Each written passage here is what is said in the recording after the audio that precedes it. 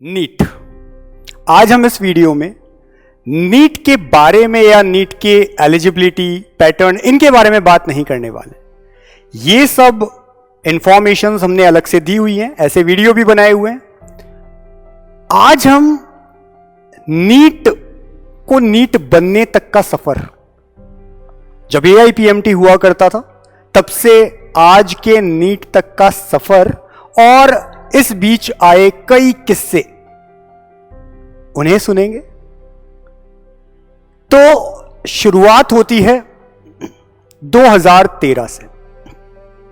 2013 वो साल था जब पहली बार स्टूडेंट्स ने, पेरेंट्स ने नीट नाम सुना, यानी national eligibility cum entrance test. और ये नाम लेकर कौन आया? MCI। इससे पहले तक, यानी 2013 से पहले AIPMT all India pre medical test, other state PMTs, हर स्टेट के अपने अपने test, autonomous university test like AIIMS का अपना टेस्ट, जिपमेर का अपना टेस्ट, अदर ऑटोनमस यूनिवर्सिटीज के अपने टेस्ट। ये ऐसे कई सारे टेस्ट हुआ करते थे और स्टूडेंट्स, उनके लिए सबसे बड़ी जो चुनौती हुआ करती थी वो होती थी इन सारे टेस्ट के लिए तैयारी करना। कई के सिलेबस भी डिफरेंट हुआ करते थे, यानी AIPMT से उनके स्टेट का सिलेबस डिफरेंट या किसी और ऑटोनमस यूनिवर्सिटी का सिलेबस डिफरेंट। पैटर्न सबके वैसे ही डिफरेंट थे, फॉर्म सबके लिए अलग अलग भरने पड़ते थे, एग्जाम सबके लिए अलग अलग देने पड़ते थे और फिर काउंसलिंग भी सबकी अलग अलग होती थी। यानी कि एक बहुत ही कॉम्प्लेक्स बना दिया गया था इस पूरे प्रोसेस को। ऐसे में MCI ने सोचा कि क्यों ना केवल एक सिंगल एग्जाम कराया जाए। और दूसरा एक और बहुत बड़ा कारण था, और वो ये था कि अलग अलग स्टेट्स में ऐसे कई प्राइवेट कॉलेजेस और यूनिवर्सिटीज थी मेडिकल की, जो बहुत ज्यादा पैसे लेकर के स्टूडेंट्स का डायरेक्ट एडमिशन कर लेते थे और डिजर्विंग स्टूडेंट्स रह जाते थे। इस वजह से, नंबर नहीं आने की वजह से, बहुत कम मार्क्स रह जाने की वजह से। तो अगर एडमिशन नहीं हो, हम समझते हैं वो बच्चा फिर से तैयारी करे। लेकिन होता क्या था, कम मार्क्स रह गए, नहीं अच्छे नंबर आए, लेकिन फिर भी डोनेशन देकर, मोटी रकम देकर ऐसे प्राइवेट कॉलेजेस कई स्टूडेंट्स को एडमिशन दे देते थे। तो इन्हीं सारी चुनौतियों को पार करने के लिए MCI लेकर के आया नीट। 2013 में पहली बार नीट का एग्जाम हुआ और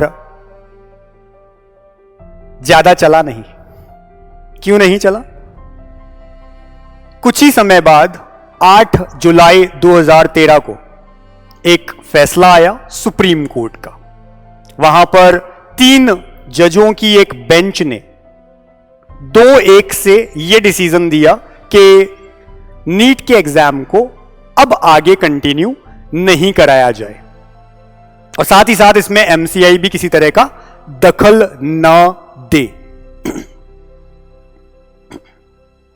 इसका अर्थ यह होता है कि यह कह दिया गया कि अब नीट वापस नहीं होगा, हम इस पे रोक लगा रहे हैं। रोक लगा दी गई। और ऐसा क्यों किया गया? तो सुप्रीम कोर्ट में कई सारी ऐसी पिटीशंस अलग अलग स्टेट्स ने भी दायर की, अलग अलग प्राइवेट और ऑटोनमस मेडिकल यूनिवर्सिटीज और कॉलेजेस ने भी इस तरह की कई पिटीशंस दायर की। उन्होंने कहा कि नहीं, ये हमारे स्टेट को नहीं इतना अच्छे से सपोर्ट कर पा रहा है, स्टूडेंट्स जो हैं उनको बहुत दिक्कतें आ रही है। और जो डिसीजन भी दिया गया वो यही फेवर में दिया गया कि स्टेट्स के अपने कुछ अधिकार होते हैं और उनकी हमको रक्षा करनी चाहिए, इसलिए हम ऐसा कर रहे हैं फिर से कि स्टेट्स अपने मेडिकल एंट्रेंस एग्जाम ले सकें। तो सफर आगे बढ़ा। 2013 में नीट हो गया था, उसके बाद उस पर रोक लगी। 14 में फिर से AIPMT हुआ, यानी all India pre medical test, और फिर से हुए स्टेट PMTs। 2015 में फिर से AIPMT हुआ, लेकिन इस बार AIPMT में एक बहुत ही बड़ी धांधली हुई, यानी कि फ्रॉड हुआ। पहली बार 2015 में 3 मई को, पहली बार मैं क्यों कह रहा हूं अभी आपको समझ में आएगा, 3 मई 2015 को नीट शब्द नहीं यूज कर पा रहे थे। अब AIPMT फिर से आ चुका था, नीट 2 साल हुए गुजर चुका था, और AIPMT एग्जाम हुआ 3 मई 2015 को।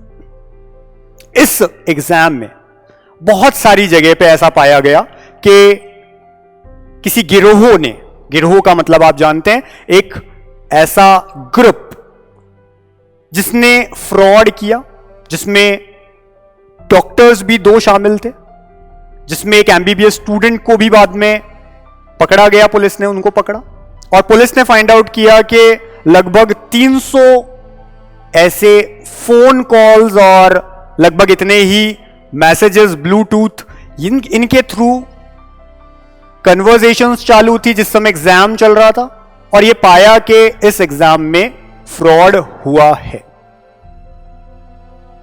CBSE ने अपनी दलील दी, उन्होंने कहा कि अगर ये एग्जाम कैंसिल किया जाता है इस वजह से, तो अगला एग्जाम या फिर से इसे कंडक्ट करने में 3 से 4 महीने का हमें समय लेना पड़ेगा, इतना समय हमें लगता है। यह बात शायद इस साल का नीट कब होगा, क्या वो 20 दिन बाद होने जा रहा है, क्या वो 1 महीने बाद होने जा रहा है, शायद इस पे थोड़ा पर्दा साफ करे।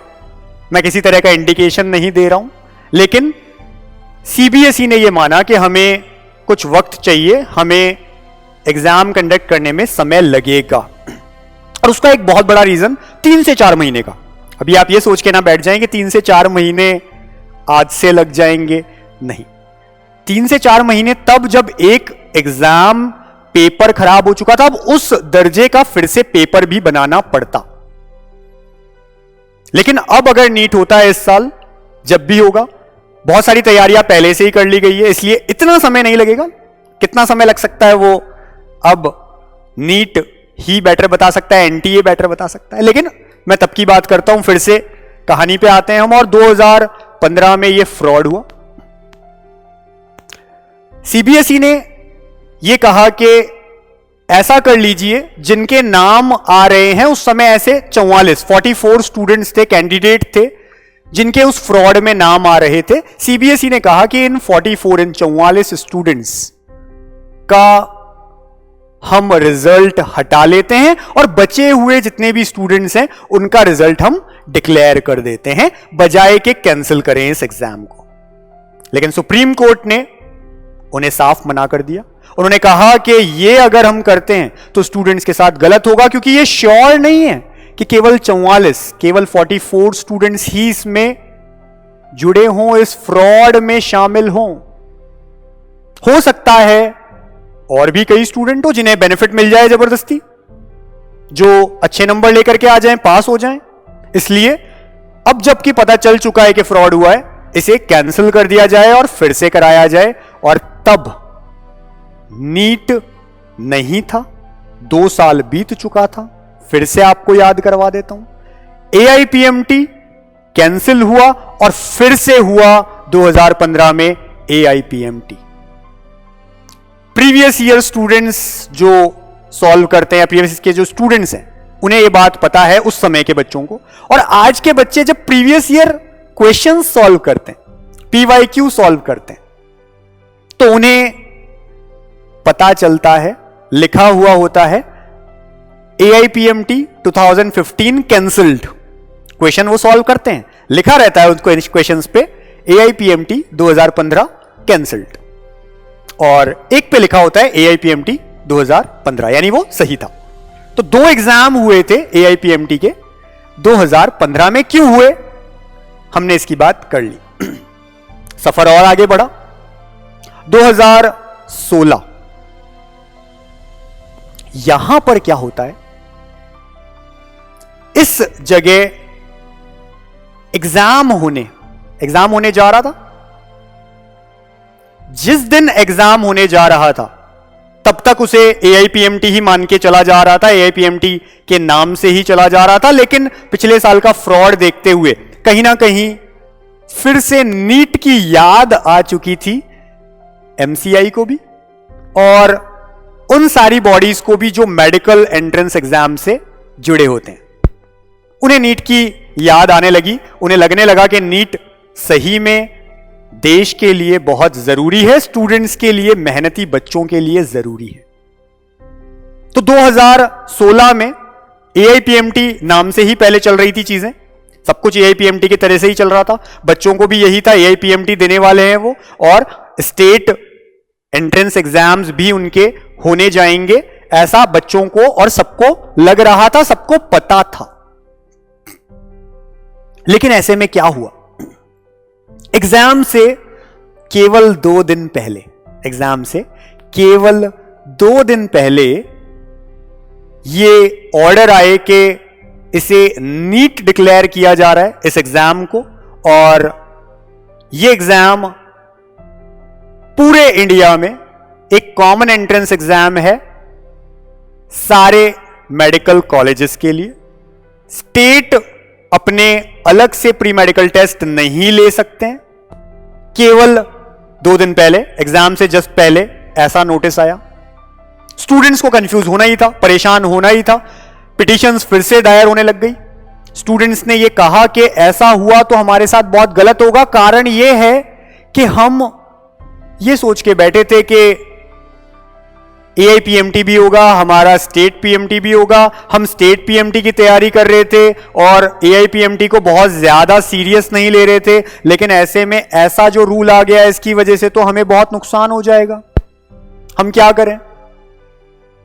जबकि साथ ही साथ कुछ और रीजंस भी थे, वो भी मैं आपको बता देता हूं। जैसे महाराष्ट्र के अंदर एक कॉमन एंट्रेंस टेस्ट होता था उस समय मेडिकल का, उसमें उस एग्जाम में केवल 12th का सिलेबस आता था, केवल 12th का।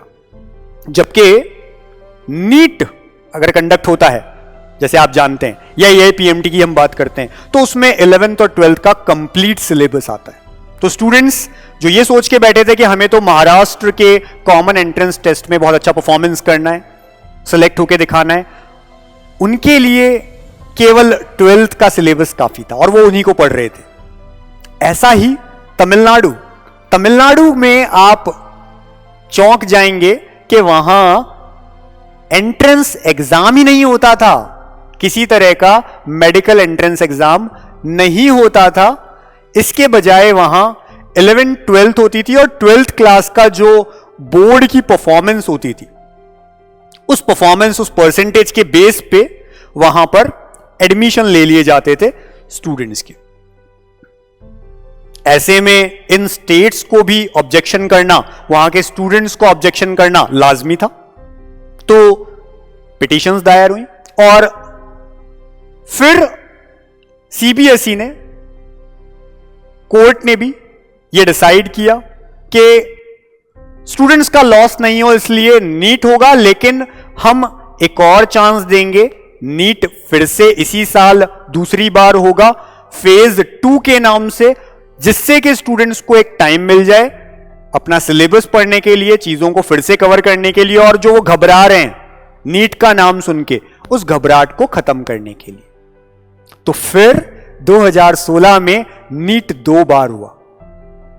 ऐसा नहीं था कि पहले से डिसाइडेड था, लेकिन जब फर्स्ट एकदम से आया, नाम चेंज हुआ, तब ये डिसीजंस लेने पड़े और फेज 2 कंडक्ट कराना पड़ा। दोनों के अलग अलग रिजल्ट आए, उनको अलग अलग तरीके से देखा गया, स्केलिंग की गई और उस अकॉर्डिंग फर्स्ट फेज में बच्चों ने जो एग्जाम दिया उनमें कितनी कट ऑफ होनी चाहिए, 2 में कितनी कट ऑफ होनी चाहिए, काउंसलिंग में इन चीजों का ध्यान रखा गया। इस अकॉर्डिंग एडमिशंस हुए उस साल और 2016 से नीट फिर से अपने अस्तित्व में आ पाया। जो आज का नीट है वो फिर 2016 में 2013 के बाद 3 सालों बाद वापस आ पाया।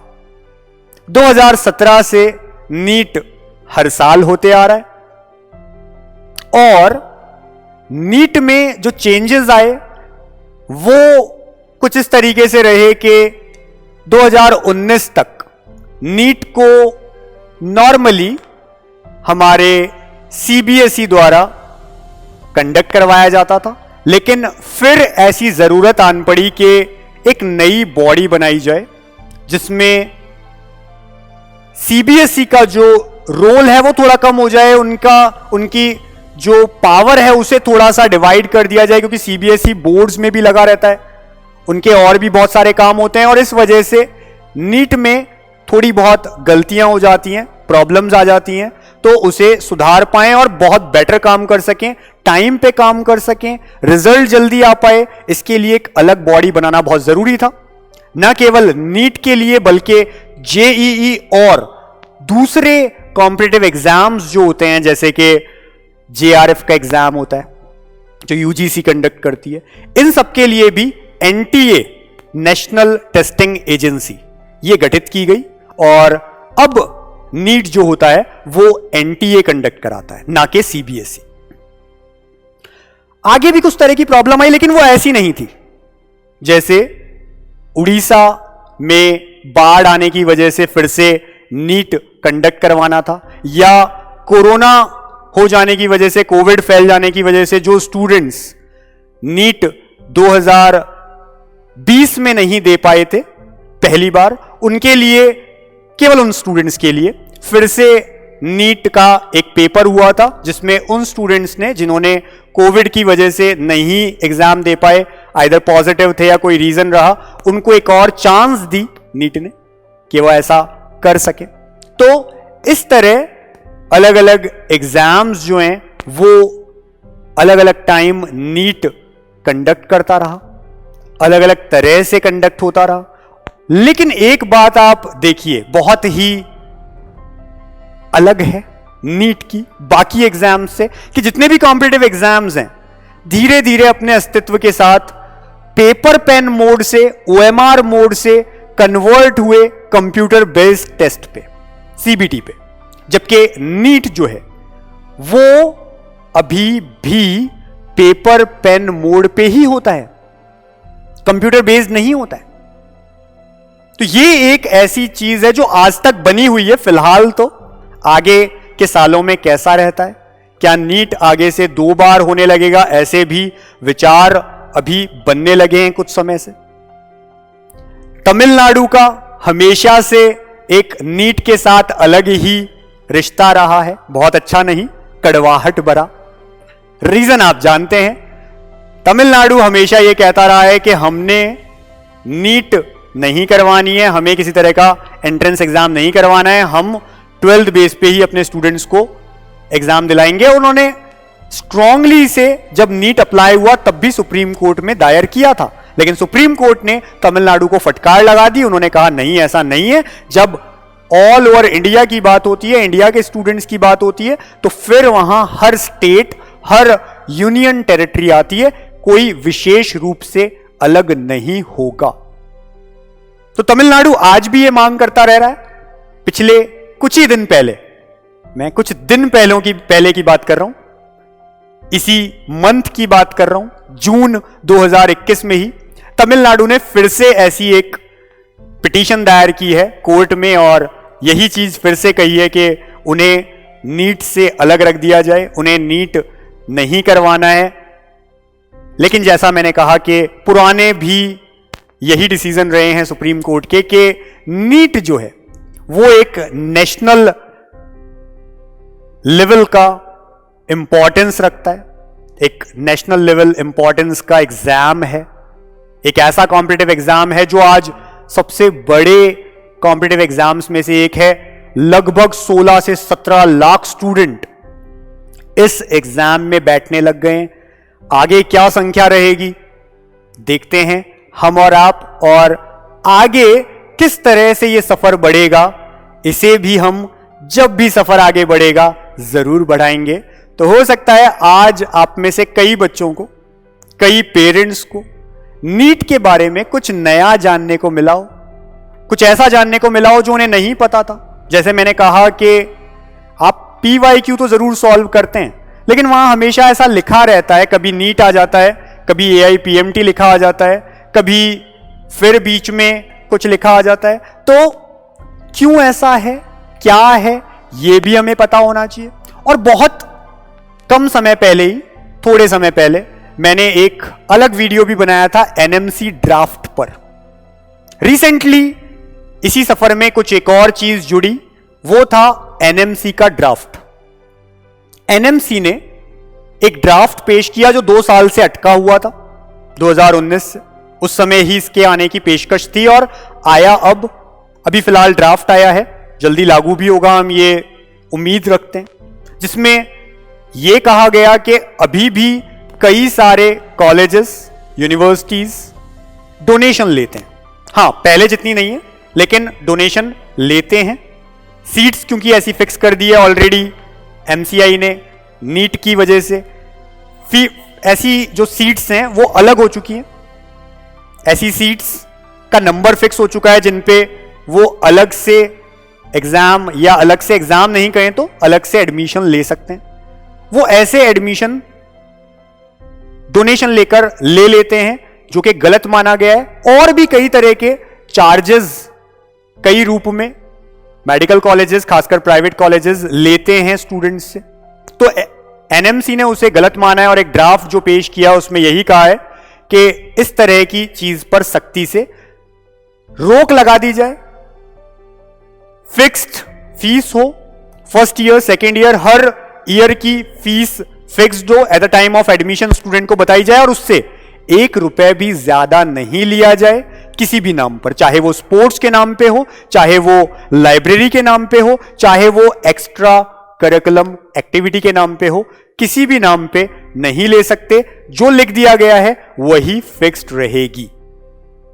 और भी कुछ पॉइंट्स थे NMC के, उसके लिए अलग से वीडियो हमने बनाया है। तो ये एक सफर रहा नीट का, नीट बनने तक, AIPMT से नीट बनने तक, और आगे इस सफर को हम होपफुली जारी रखेंगे। Thank you.